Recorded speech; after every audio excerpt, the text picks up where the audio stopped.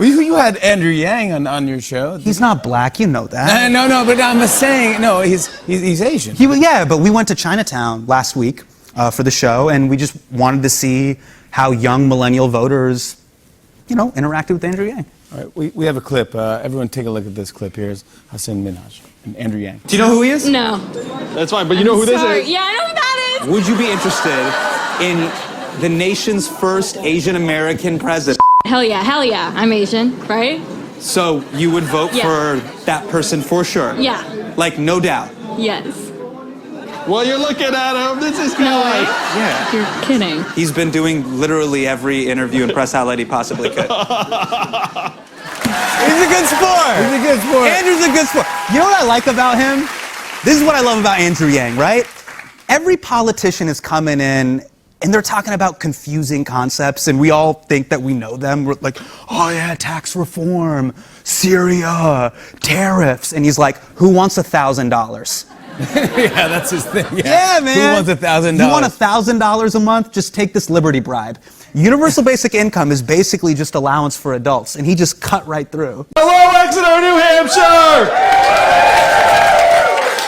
Oh, it is great to be back. I went to high school here. I stayed in this inn just a few months ago. How many of you actually saw me speak at PEA? A few of you, I thought. Wow, are you a student there? Ah, so fun. I graduated from Phillips Exeter in 1992. How many of you knew that? Yes. Wow. And I can 100% affirm that I would never be running for president if I had not attended Exeter. Because I grew up the son of immigrants, and the conversations around the Yang household were not, you're going to run for president someday. And at Exeter, those were also not the conversations. But after Exeter, I went to Brown University. Anyone here do that? Really? Awesome. And then I went to New York City and went to law school and became a lawyer. Was an unhappy lawyer for 5 whole months. And then left to start an ill-fated .com. How many of you have started a business or organization? All right, so if you had your hand up, you know 2 things. Number 1, it's much, much harder than anyone ever lets on. And number 2, when someone asks you how it's going, what do you say? Great. Only one answer to that question. So my business went great until it failed. My parents told people I was still a lawyer. Andrew's doing great. And I'd been bitten by the bug, and I said, I need to try and get better at this, building something. So I worked at another startup, and then another, and then I became the head of an education company that grew to become #1 in the US, then was bought by a bigger company in 2009. Now, 2009 was a very tough time in much of the country. Can you believe the financial crisis was 10 years ago now?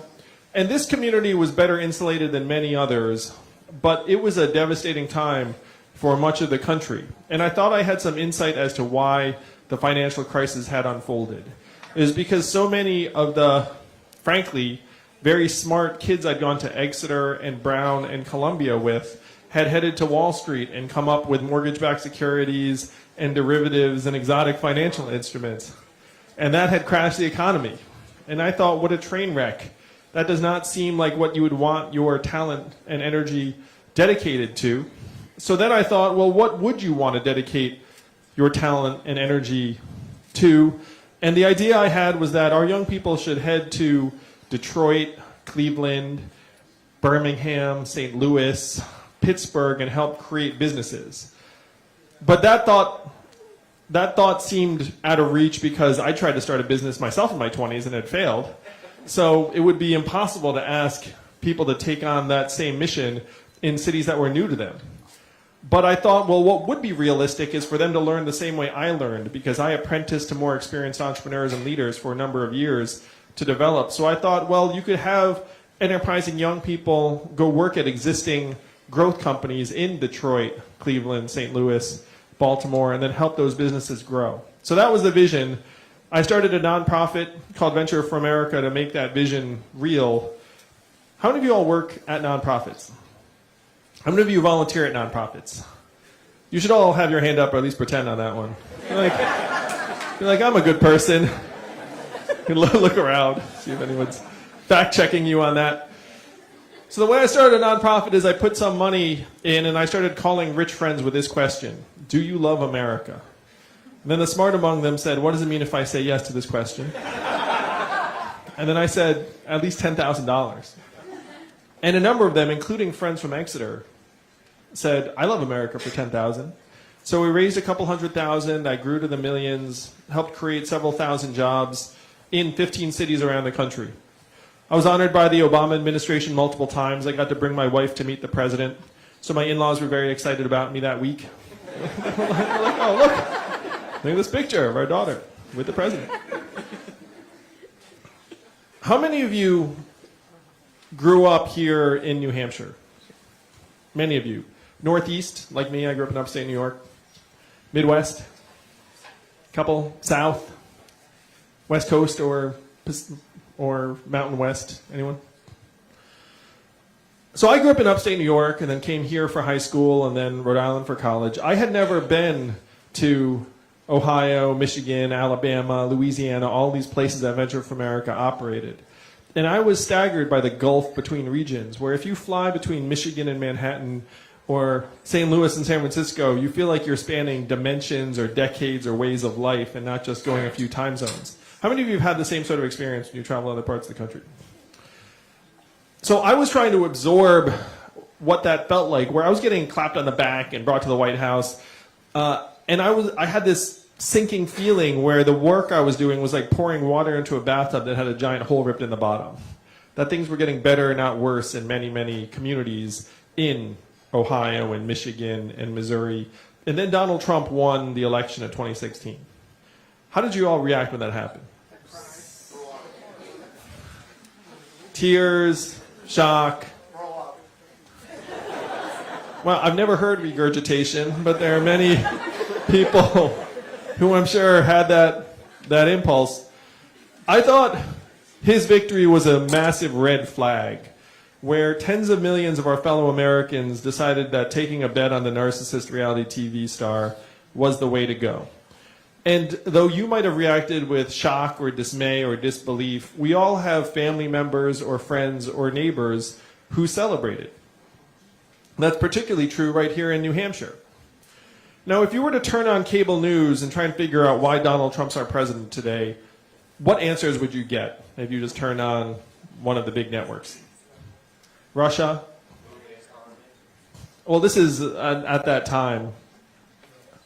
So, but you could say economy, immigrants, Russia, Facebook, racism, Hillary Clinton. Wiener? I hadn't heard that one, but maybe. Electoral college. Yeah, that might have been a big explanation. Too many people didn't vote. Lack of turnout. Hillary Clinton. Emails. So I'm a numbers guy, and I looked at the numbers for a clearer explanation as to why he won, and I found it. We automated away 4 million manufacturing jobs that were primarily based in Ohio, Michigan, Pennsylvania, Wisconsin, Missouri, Iowa, all the swing states that he needed to win, if that list sounds familiar. This happened in New Hampshire too, but it happened earlier in the northern part of the state. I've been to that part of the state. This state lost 12,000 manufacturing jobs over a number of years. And if you go to one of those towns have never come back. Where the plant closed, the shopping center closed, they lost population.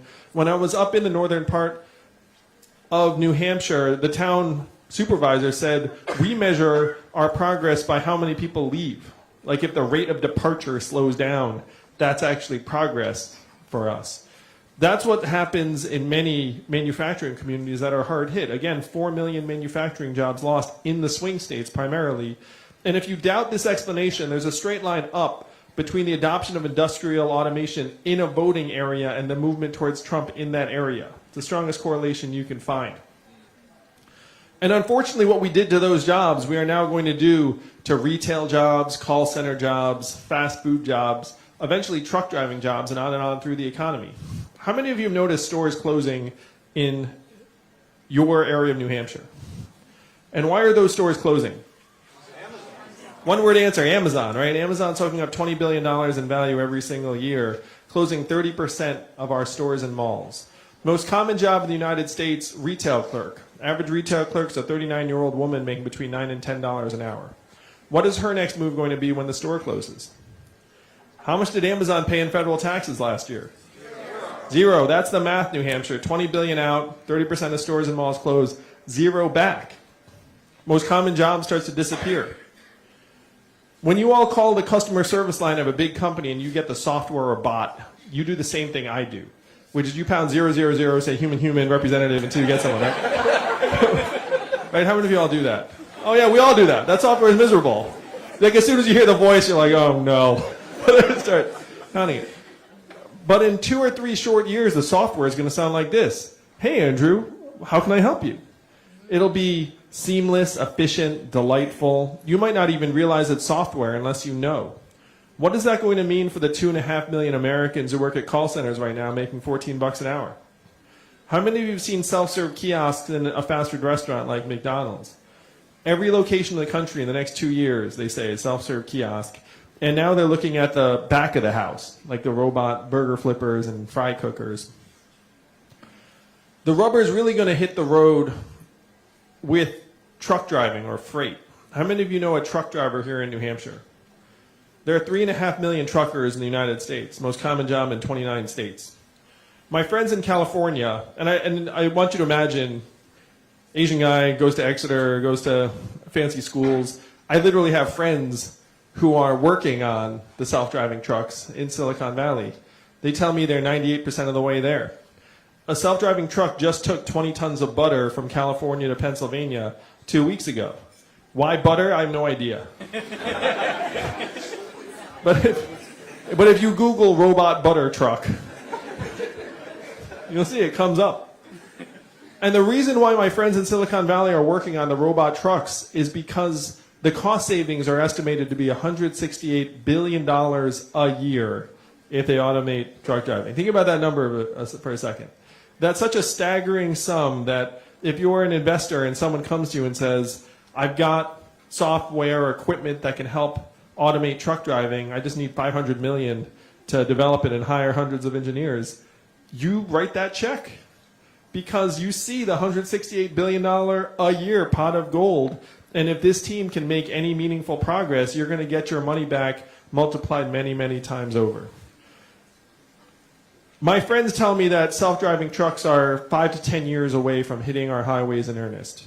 What will that mean for the 3.5 million Americans who drive a truck for a living, or the 7 million plus Americans who work at truck stops, motels, and diners that rely upon the truckers getting out and having a meal every day?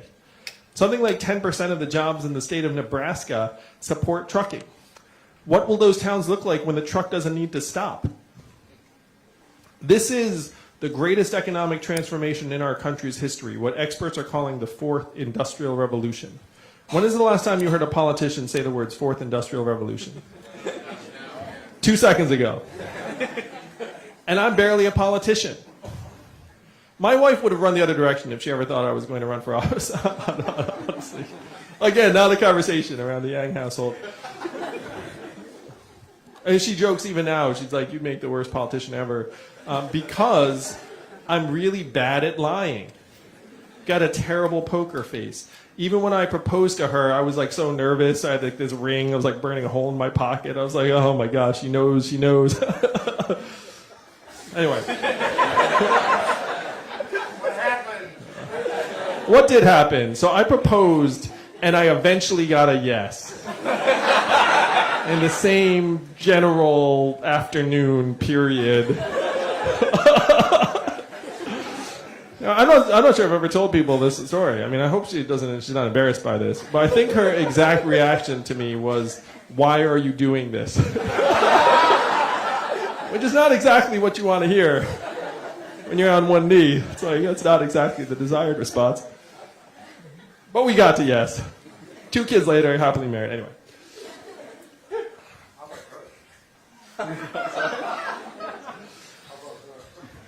So my first reaction was not to run for president, even after I went through all these numbers, said, oh my gosh, we're scapegoating immigrants for problems immigrants have nothing to do with. We're going through this historic transformation. How are we going to help our people transition? My first move was to head to Washington, D.C., to sit down with our leaders and say, what are we going to do to help our people through this time. And what do you think the folks in DC said to me when I said, what are we going to do? Who are you? Nothing.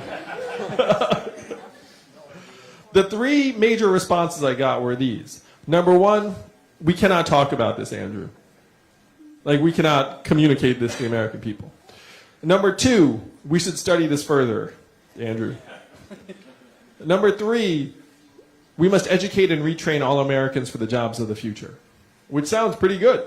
How many of you have heard a politician say something effectively like that? Yeah. But then I said, look, I looked at the studies.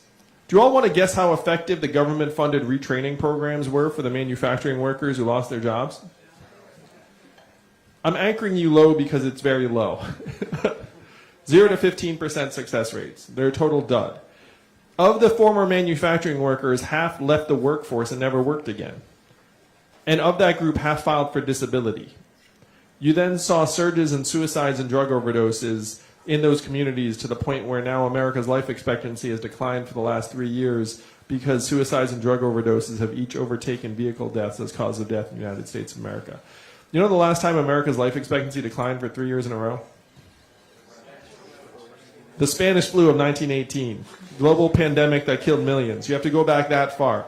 It is highly unusual for life expectancy to ever to decline in a developed country. It only just goes in one direction, right? Because you're getting richer, stronger, healthier, it just keeps creeping up. Highly unusual for it to go down once, and then a second time, and then a third time. Almost unprecedented. You have to go back 100 years.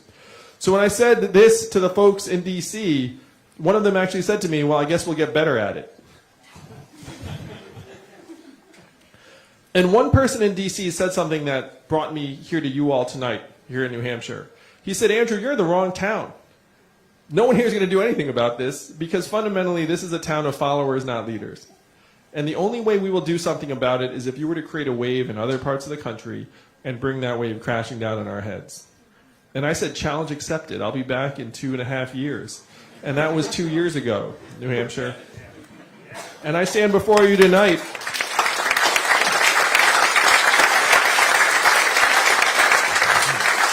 I stand before you tonight. I'm fifth in the polls to become the Democratic nominee. We raised $10 million last quarter in increments of only $30 each. So my fans are almost as cheap as Bernie's.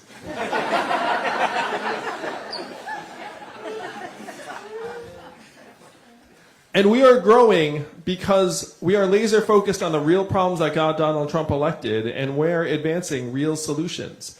We need to rewrite the rules of the 21st century economy to work for us and our people. Now, if you're here tonight, and I really appreciate you braving the elements and coming here, I have to say, I have a briefing document anytime I do one of these events, and it said, expected audience, 80 people.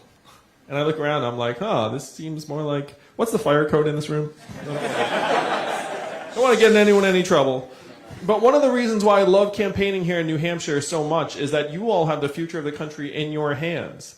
And I'll give you one data point. How many, raise your hands and show me how many presidential candidates you've seen in this cycle so far. So this would be 4, this would be 8. Go ahead and just raise your hands. So 7, 1, I appreciate that.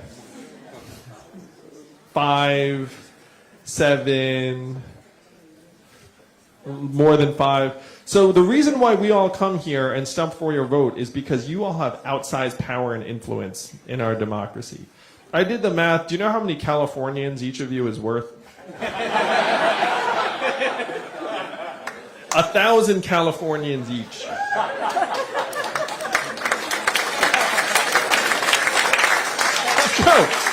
So you look around this room, there are about 160 of you here. That's like 4 football stadiums full of Californians. That is the power of this room. The power to change the course of history. Just like that. It's one reason it's such a joy to campaign here. Because other Americans look up and they see the pipes just clogged full of money. And they think there's nothing they can do about it. They're generally right. There is very little they can do about it. But you all can. You can flush the pipes clean just like that. You can take a vision of the rest of the country and have it sweep the nation like wildfire. In what are we talking about? 7 weeks? 6.5 weeks? Something along those lines? That's the power in this room. So it's a joy to be here. This is the real thing, unlike all of the other window dressing. And certainly a lot of the chatter from the cable news networks is completely irrelevant to the reality of what is going to happen here in 7 weeks. So the question is, how do you use that power? What do you do with it? If you're here tonight, you know that my flagship proposal is that every American gets $1,000 a month starting at age 18. How many of you know about the Freedom Dividend? If you're here, yeah, probably everyone. And the first time you heard it, I know what you thought. You thought that's a gimmick, that's too good to be true, that will never happen. But this is not my idea, and it's not a new idea. Thomas Paine was for it at the founding of the country, called it the Citizens Dividend. Martin Luther King fought for it in the 1960s. It is what he was fighting for when he was assassinated in 1968. It's called the Guaranteed Minimum Income. In his 1967 book, Chaos or Community, he said, this is what we need to bring the country together. I had the privilege of sitting with Martin Luther King's son in Atlanta. And he told me that this is what Dad was fighting for when he was killed. And my first reaction was, I can't believe you just called Martin Luther King Dad. But then you realize he is your dad because you're Martin Luther King III. It's like, wow, that's incredible. 1,000 economists endorsed it in the 60s. It passed the U.S. House of Representatives twice in 1971 under Richard Nixon. Family Assistance Plan came this close to being law. And then 11 years later, one state passed a dividend where now everyone in that state gets between $1,000 and $2,000 a year, no questions asked. And what state is that? And how do they pay for it? Oil. And what is the oil of the 21st century? Technology, AI, software, self-driving cars and trucks. A study just came out that said that our data is now worth more than oil. How many of you saw that study? How many of you have access to a Netflix password? There's a documentary called The Great Hack, and it includes that study. How many of you got your data check in the mail last month? We laugh, but where did the data checks go if there's so much value being generated? Facebook, Amazon, Google, the mega tech companies that are paying zero or near zero in taxes. Do you see how it's happening, Exeter? This is your job to change it, to make sure that the Amazons of the world pay their fair share. $1 trillion tech company paid zero in taxes. How is that possible?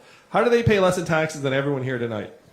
So what we have to do is we have to get our fair share of every Amazon sale, every Google search, every Facebook ad, every robot truck mile, and then put it into your hands in the form of this dividend of $1,000 a month. We generate this value. Your data is generating tens of billions of dollars worth of value. You're not seeing a dime. One argument I'm making is that our data is still ours, even if we loan it to the tech companies. Am I right? So if anyone's profiting from it, should we not participate in this? Especially because after this $1,000 a month comes into your hands, where would the money go in real life? How much of it would be spent right here in New Hampshire? Most of it, not all of it. You might get your own Netflix password.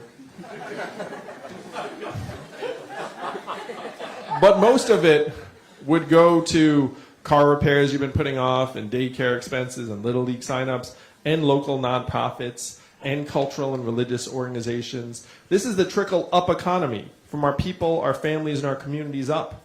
This is how we make it so that everyone's included in the 21st century gains that are being generated at almost unimaginable levels underneath our feet. And I see it. I've been there. I've been to the Googles and Amazons. I'm friends with some of the leading technologists in the world. And they tell me that they see what is coming out of the labs in artificial intelligence, and they are deeply concerned about the impact it's going to have on the rest of the country. What they say, you know how the sentence never goes? It's like, I see what's coming out of the lab, and it's going to be fine. That's not the end of that thought. I spoke to a group of 70 CEOs in New York City, and I asked, how many of you are looking at replacing back office clerical workers with AI and software? Guess how many hands went up out of 70? All 70. The fact is you could fire any CEO who didn't have their hand up, because we know that all of their incentives are around maximizing the bottom line, and their workers aren't part of that bottom line.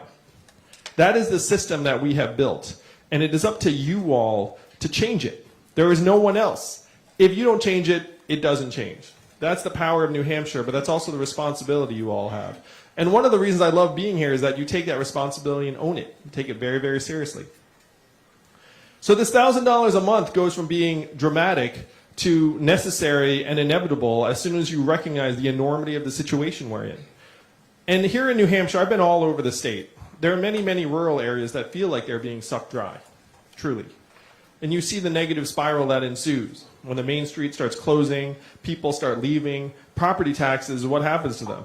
They start going up because then you have to support the school, and they're looking around being like, well, not as many people around. So then you get trapped in this tough cycle because your property taxes are creeping up, and your housing stock's actually harder to sell. So this is the negative spiral that many communities here in New Hampshire are experiencing, and their kids feel like they have to leave the community or even state in order to access the opportunities that they want. That is what we have to change. We have to make it so that the economy works for us, and that we're not all inputs into the machine. And I know this on a personal level, in part because my wife is at home with our 2 boys every day, one of whom is autistic. What does her work get included in our economic measurements every day? 0. That gets a 0. Staying home with our autistic son gets a 0. Caregiving, nurturing, volunteering, all 0s. Arts, very often a 0. Journalism, increasingly 0 or near 0. We're zeroing out many of the most important things in our lives. And this disproportionately impacts women and underrepresented minorities that the marketplace will systematically undervalue or exclude. Right now in this country, I talked to my wife about this, and we talked about universal basic income, which is the historic name for the Freedom Dividend, which is just everyone gets a share of the value that society is generating. And Evelyn asked me, she was like, how did it go from being mainstream, 1,000 economists endorse it, Milton Friedman, to now it takes the futurist presidential candidate to somehow drag it into the mainstream? Like, what happened in the last 50 years? And what I said to her is that we got brainwashed over the last 50 years to think that economic value and human value are the same things. That what the market says we are worth is what we are worth. That's how you wind up with otherwise reasonable people suggesting that we should turn a town of coal miners into coders when the mine closes.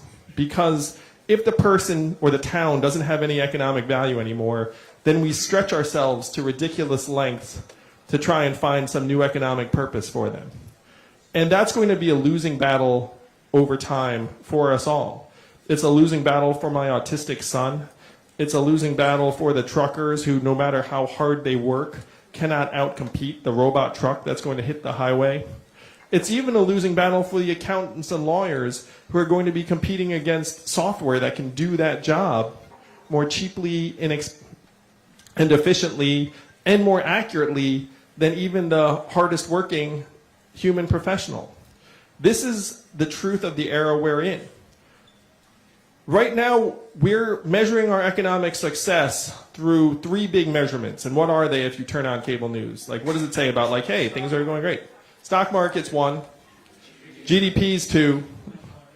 Headline unemployment's the 3rd, right?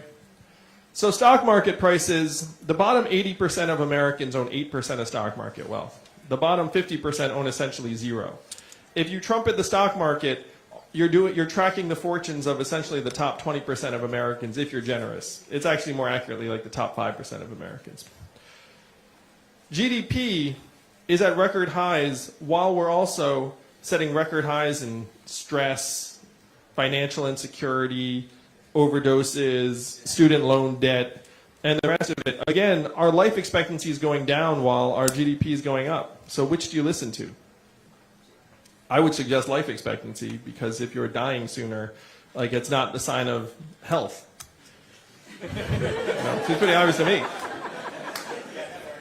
And the headline unemployment rate obscures the fact that millions are dropping out of the workforce, that people are working 2 or 3 jobs to get by, that the majority of new jobs that are created are temp gig or contract jobs that don't have benefits. The fact that if you are a young person who's fortunate enough to graduate from college, you have tens of thousands of dollars in debt, and there's a 40 to 44% chance that you do a job that does not require a degree. So if you're a parent of a college-age person that are coming out and you feel that uncertainty, you're not alone. If you're a young person, we have set you up with massive indebtedness and a very insecure economy in terms of your ability to climb a corporate ladder that may or may not exist. If you're a young person, I apologize to you, because we have left you a mess. We need your help to clean it up. The first thing to do is to acknowledge the crisis state we're in. So if GDP, corporate profits, and headline unemployment rate aren't the right measurements, what would actually get you excited if I said it got better here in Exeter? Health, right? Health and life expectancy, that's pretty core. It's like if I say, hey, you got healthier and you're living longer. Climate. Clean air and clean water. If I said we've got more sustainable, our emissions went down, you would be happy about that. Mental health and freedom from substance abuse. Say I got happier. And New Hampshire, unfortunately, is one of the epicenters of the opiate epidemic. 8 Americans are dying of drugs every hour, which is unconscionable. And that was a disease of capitalism run amok. We let some of the drug companies profit to the tune of tens of billions of dollars and kill tens of thousands, even hundreds of thousands of Americans.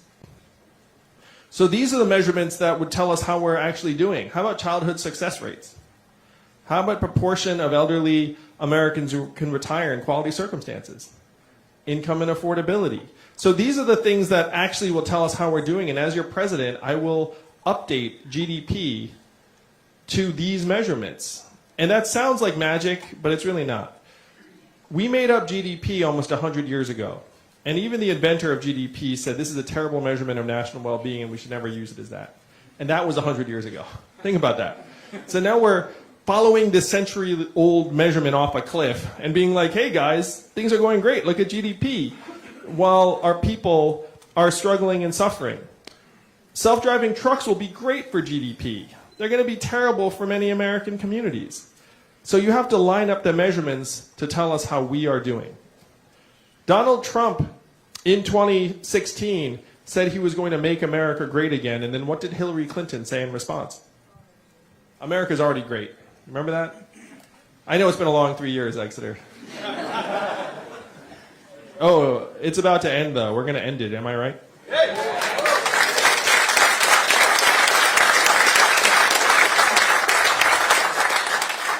So Hillary's response did not resonate with many Americans when she said America's already great. The problems are real. The suffering is real. We have to acknowledge the depth and severity of the problems, but then we need solutions that will actually help us all move forward. What were Donald Trump's solutions? He said we're going to build a wall, we're going to turn the clock back, we're going to bring the old jobs back. Remember all those things too? Exeter, you know we have to do the opposite of these things. We have to turn the clock forward. We have to accelerate our economy and society as quickly as possible to rise to the real challenges of this era. We have to evolve in the way we think about ourselves and our work and our value. And I am the ideal candidate for that job because the opposite of Donald Trump is an Asian man who likes math.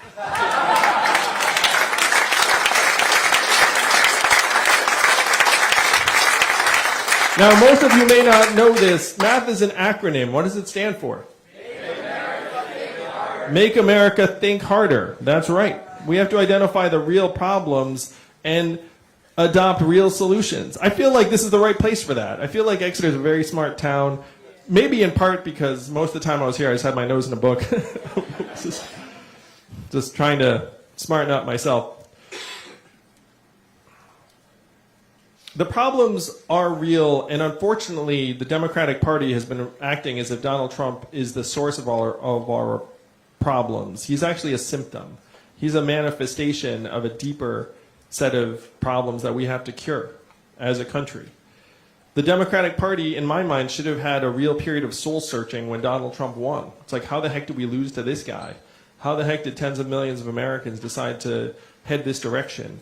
And a lot of it is that the feedback mechanism between the people and DC has broken down. Many people throughout the country don't feel like government is working for them, for us.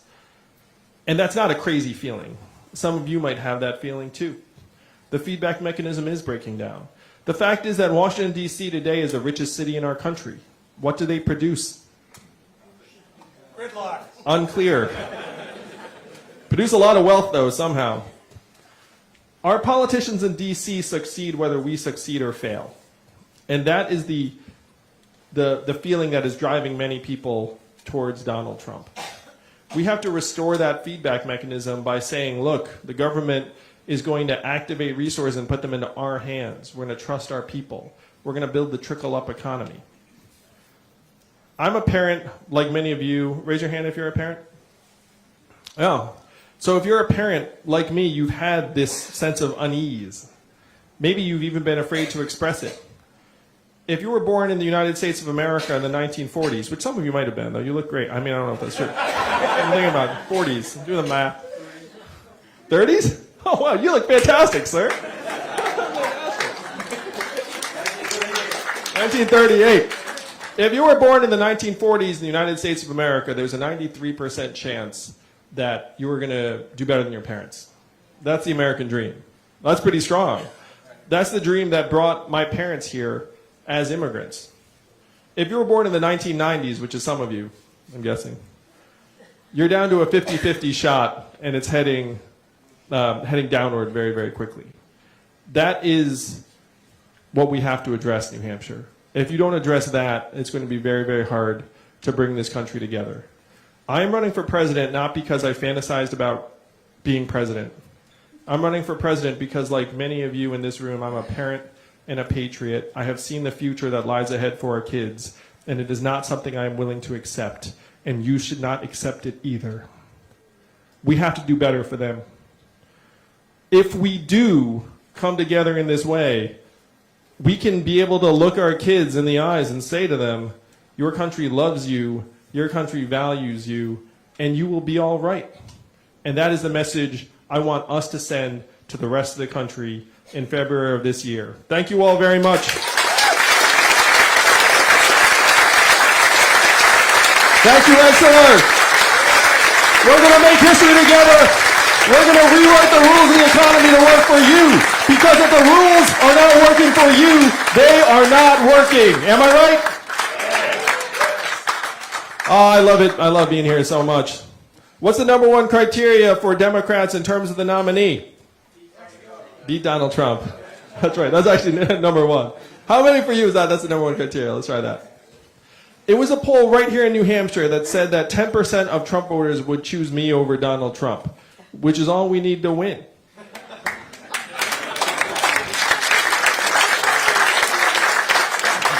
You get all the Dems and progressives together, and then you peel off independents and libertarians and 10% of Trump voters. We win this thing in a landslide. Now, most Democrats have not realized yet that I am the candidate to take on and beat Donald Trump in 2020, but more people are realizing it every single day. It's a beautiful feeling. One survey came out that said that 18% of college Republicans would choose me over Trump. Think about that.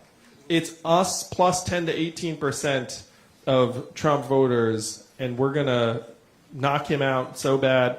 It's going to be a landslide, and it has to start right here in New Hampshire in the next number of weeks. I love you guys. Would love to take some questions. Thank you all so much.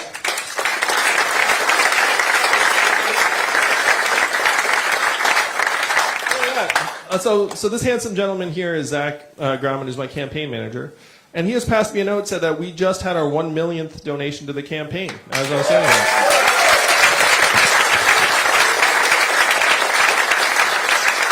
What, was it someone in this room? Were you on the phone while I was talking? No, I'm kidding.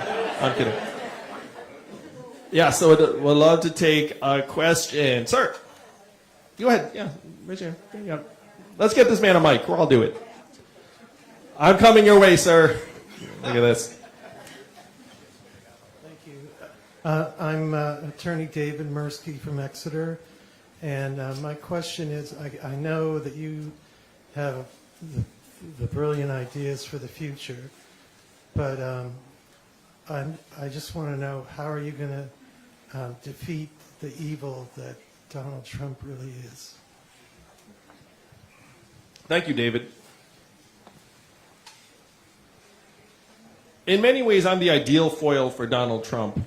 And if you look at the candidates, he has messed with every single candidate in the field except for me, because I'm better at the internet than he is. And a lot of his strongest attacks don't work on me at all. Because what does he do? He caricatures his opponents as DC insiders and creatures.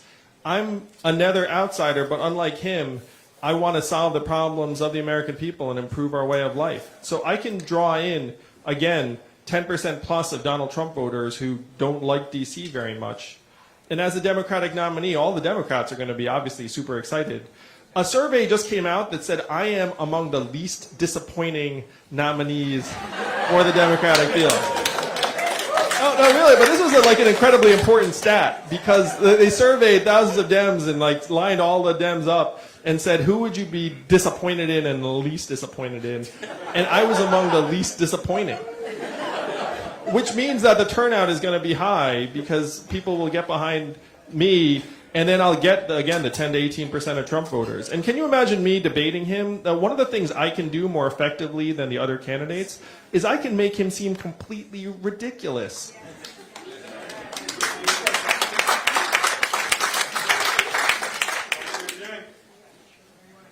Let's go man-woman.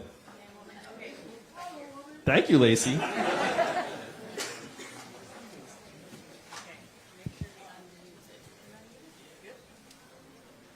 How would the Freedom Dividend affect those on Social Security? It stacks on top of Social Security. So I would increase the income of every Social Security recipient right now by $1,000 a month. And that seems, again, too good to be true, but I've talked to hundreds, thousands of Americans who are receiving Social Security, and a couple of things became very clear. Number one, it's impossible to retire on Social Security alone. Number two, Social Security benefits are different depending upon whether you had to take time off from work, often to parent a child. So in many families, the mom is getting less in Social Security benefits. Number three, millions of Americans are facing essentially never retiring because they have to work until the day they die because they can't afford to stop. And if you look at the demographics, you see that we have to reformat our economy around caring for our aging relatives, but we don't have the economic resources in place to do so. So that's what this $1,000 a month can do for our society. It can enable Americans to retire with dignity because you have $1,000 plus Social Security, and then you're talking. And then we can put actual resources in work to take care of people as they age gracefully. Instead of right now, I have no desire to go into a convenience store and see a senior citizen working until the day they die. That should be a teenager working for beer money. Am I right?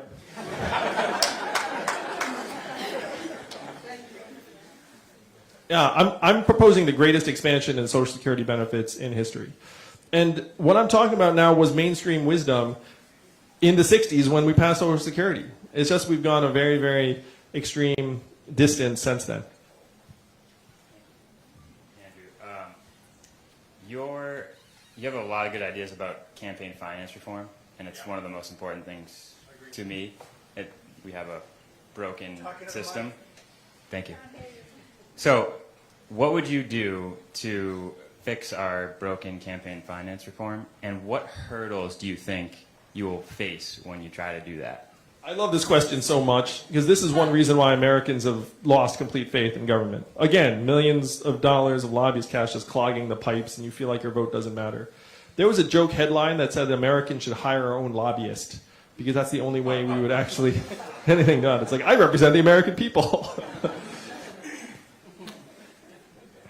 So most every Democrat will say we need to overturn Citizens United, which is correct. We do need to do that. But the fact is corporate money had overtaken our government before Citizens United. Citizens United just made it more extreme. So what we have to do is we have to unify the people and the money. And I said this on the debate stage in LA. Fewer than 5% of Americans donate to political candidates or campaigns right now. So my proposal is to give every American 100 democracy dollars, use it or lose it, that you can give to any candidate or campaign that you want. That would get the donate rate from 5% to what? What do you think? 60 or 70. Americans are pretty lazy, so even 100 free dollars. A lot of people will be like, I can't be bothered. But you could get it up to 60%. And if you had it to 60%, you would wash out the lobbyist cash by a factor of 4 or 5 to 1. And then if a person was running for office and got 10,000 people behind them, that's $1 million in financing. And then if the lobbyist comes along and says, I've got $25,000 for you, you could be like, pass, because I'm getting $1 million from the people. I'm going to represent them. So that is something that is bipartisan, because many Republicans don't love, well, I shouldn't stretch. I mean, a lot of Republicans are in the pocket of these companies. I mean, a lot of Dems too, unfortunately. I mean, I have a friend I went to Exeter with who worked in Capitol Hill for years for the right reasons. And he hated lobbyists when he showed up in Capitol Hill. What is he today, 15 years later? Lobbyist. Yeah, you know the drill. So democracy dollars would free up legislators from having to pass the hat all the time. I'm for term limits of 12 years. We should send people to D.C. to do work and then come home. Problem is that they're trying to make a multi-decade long career out of being in D.C., and that should not be the orientation.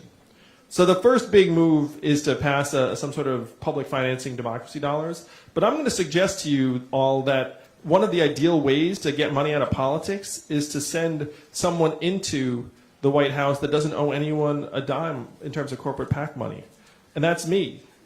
Tens of millions of dollars raised in increments of only $30 each, purely people-powered, purely grassroots funded. And I joke sometimes that, of course, the companies would never have sent me because I'm like the anonymous Asian man. Like, that's the dumbest, if you're like the corporate being like, oh, this is going to work, let's send that guy. I'm just another citizen who represents our own interests, and we need to break the stranglehold of the money. So I agree with Tom Steyer. I agree with a lot of other folks. Tom Steyer went to Exeter as well. I don't know if you all knew that. Yeah. We need to break the stranglehold of corporate money and flood the system with people-powered money. I want to overturn Citizens United, but the fact is that corporate money is going to find a way to creep back in unless we flush it out. I would also try and shut the revolving door between government and lobbyists in various ways. And I would have a ban on ever lobbying. But if you're going to do the ban on ever lobbying, or 10 years, which is an eternity in D.C. because everyone ages out and then your relationships don't matter anymore, then you would need to ramp up compensation at the government level. Say, look, no going to industry, but we'll pay you more. And that is a very, very fair trade. So my friend, who, again, I went to Exeter with, maybe he would not have been a lobbyist if there had been a ban on being a lobbyist and he'd gotten paid a little bit more on Capitol Hill. He's a good guy. I'm still friends with him. Hi, my name is Yoon-So. I'm a student at Phil's Exeter. And my question for you is, what would you do to stop gerrymandering and give more people access to the ballot booth?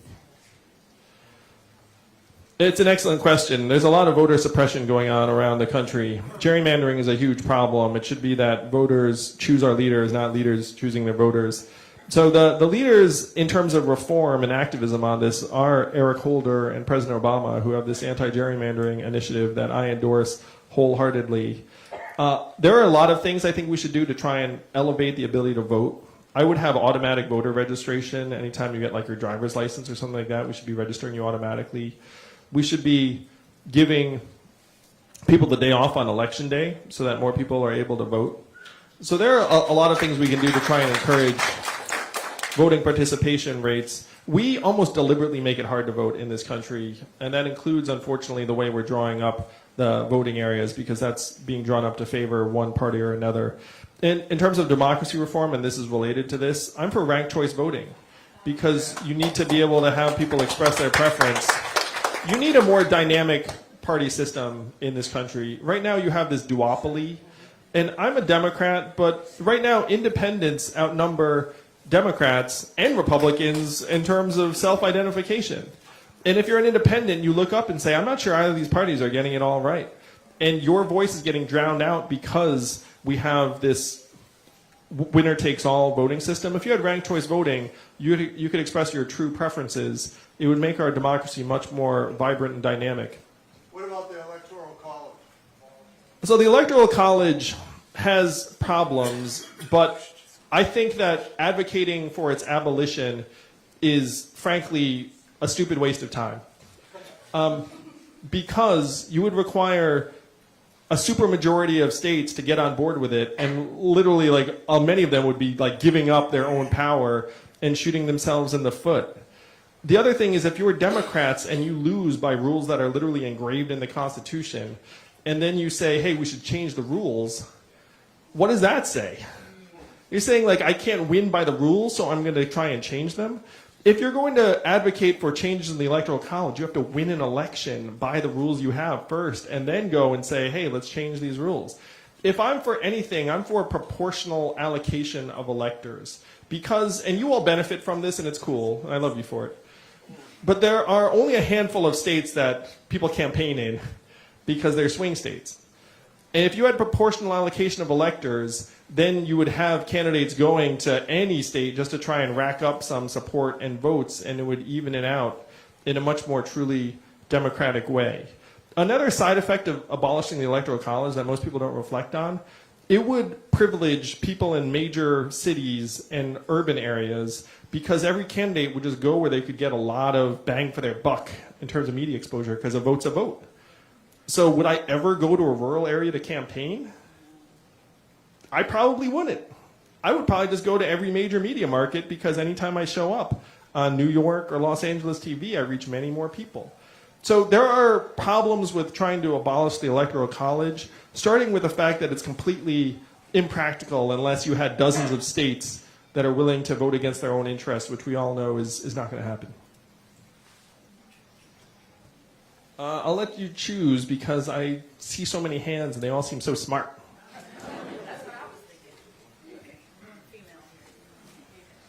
I was interested in what you would do in your first year to address climate change if you were elected. How many of you all are concerned about climate change? Yes, me too. It is bearing down on us. I was in Portsmouth, and there were buildings that are literally flooding more regularly now than they were years ago. There's a multi-million-dollar shrimping business that went to zero because the water got too warm and the shrimp died. If you saw me several debates ago, I outlined the new third position in American politics on climate change. Remember this? Position number 1, we need to fight climate change. Position number 2, climate change is a hoax. And then my position number 3 is it's worse than you think and it's already here. Do you all remember this? And then people were like, oh, Andrew's being negative. And then all of a sudden they adopted my position like the next debate. Like, he's right. We need to invest hundreds of billions of dollars in protecting ourselves right now. You can't have towns in New Hampshire that are flooding and then having to fend for themselves on it. So, number 1, put a price on carbon day 1. If you're polluting, you have to have that cost built into your bottom line in the business. And that would give us tons of resources to try and move towards wind and solar, and it would make the companies that are polluting have to become much more efficient or pay big bucks into the system. Climate change action and financial insecurity, in my mind, are tied together. Because right now, 78% of Americans are living paycheck to paycheck. Almost half can't afford an unexpected $500 bill. So if you go to them and say, we need to fight climate change, what is their reaction? Can't afford it. I'm worried about next month. You know, like years from now, has to wait. And then what's the next natural reaction? It's probably not going to be so bad anyway, or like maybe they're just hyping it up. We have to get the boot off of people's throats so that they actually can focus on the bigger problems instead of just putting one foot in front of the other.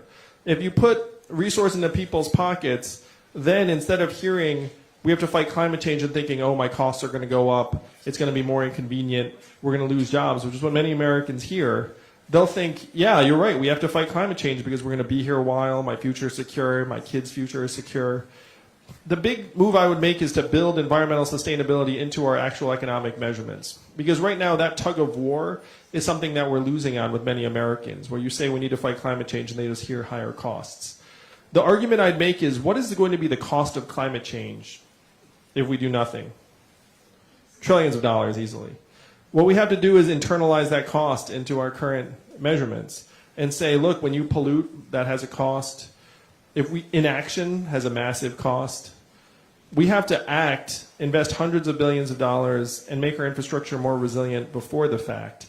And if this seems dramatic, we've already moved a town in Louisiana because the water levels rose. Do we think that's the only town that likely will have to be relocated? Of course not. There are going to be dozens, maybe hundreds of towns around the country. So we have to start making bigger moves now. And that's what I would champion as president from day 1. I'm also the only candidate who's proposing a constitutional amendment to address climate change intergenerationally, because we can't let this be something that flip-flops from one administration to the next.